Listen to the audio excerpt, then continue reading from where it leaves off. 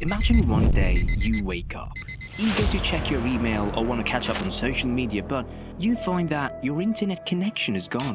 You try restarting your router and checking your Wi-Fi signal, but nothing seems to work. Frustrating, isn't it? But what if I told you that the reason behind this sudden internet outage could be a group halfway across the globe? In Yemen. Yes, you read that right. Recently, there have been concerns about threats from a militant group called the Houthis, who are based in Yemen. But why are these groups allegedly eyeing those crucial undersea cables that keep our internet running? These cables, lying beneath the Red Sea, are like the lifelines of our digital world, connecting continents and countries in a web of information exchange. But then you may wonder, why Yemen? They could have done it in any other place as well. All these are big questions to answer. So get ready, as today in this video we'll discuss the Houthi group's secret weapon against the United States. So make sure you stick around. This threat started in Yemen. In Yemen, there's a big problem starting to trouble the internet and financial systems in the Western world. Telecom companies connected to the UN-approved Yemen government are worried about something serious. They think this group called the Houthis might try to damage important underwater cables in the Red Sea. These cables are super important because they help the internet work smoothly, and they are crucial for sending financial information across the world. The warning signs started when a group linked to the Houthis shared a map on a messaging app called Telegram.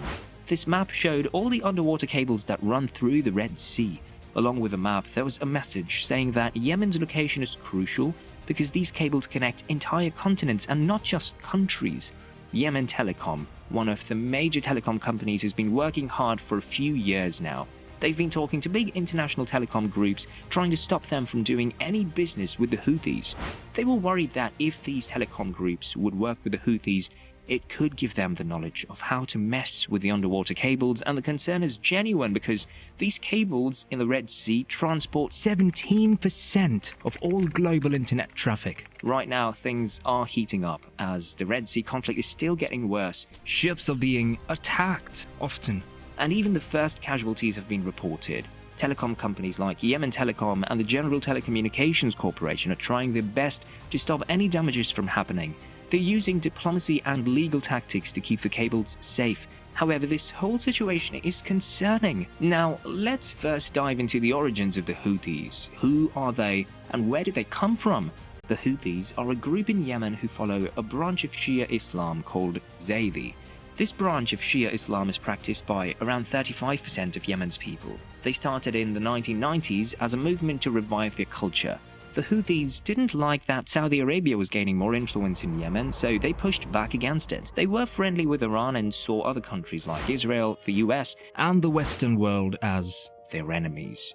This is also the reason why they are currently attacking ships in the Red Sea, especially those with any connection to Israel. They support Gaza in the conflict between Israel and Hamas. But why are these cables under the sea such a big deal? Well, just imagine if someone cut off a major highway that connects cities. It would cause chaos, right? Similarly, if these internet cables in the Red Sea were damaged, it would disrupt a huge network of the internet that we all use every day. But what makes this even scarier is that the Houthis don't need sophisticated technology to cause damage. These cables are submerged underwater, but often they're not as deep as you might think. Sometimes we're even talking about just a few feet below the surface. So even with basic tools, they could cause a lot of trouble. But despite not having the most advanced equipment, the Houthis still pose a big threat because of how important these cables are. And that's why people are worried. It doesn't take much for these cables to be damaged, and the consequences could be huge. To understand why this is such a cause for concern, it's important to recognize the critical role that those undersea cables play in global communication. These cables are like lifelines, carrying vast amounts of internet data and financial transactions between continents. They are the backbone of the modern digital world, connecting people, businesses, and governments across the globe. To understand more about this threat, imagine a scenario where these cables were disrupted.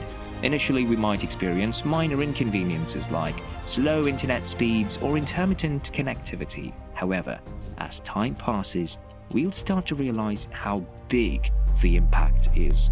Hospitals rely on seamless communication for patient care and emergency responses. Companies, large and small, depend on these connections to conduct business operations efficiently. A disruption in these cables could lead to significant economic losses, affecting industries ranging from finance to manufacturing. Furthermore, the educational system would suffer, with students and teachers unable to access vital online resources and platforms. All in all, such an event will potentially cause tension and disruption to essential services and global connectivity. Now, imagine if these cables were damaged or cut. The impact would be huge. Whole areas could lose internet access, causing chaos for businesses, communication networks, and financial systems.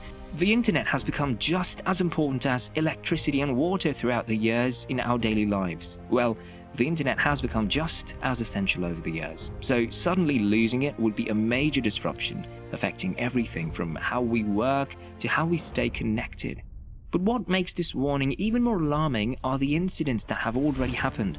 In Egypt, for example, there was an attempted attack on an undersea cable near the port of Alexandria. While the exact details of this incident may vary, it serves as a reminder of the potential dangers beneath the surface.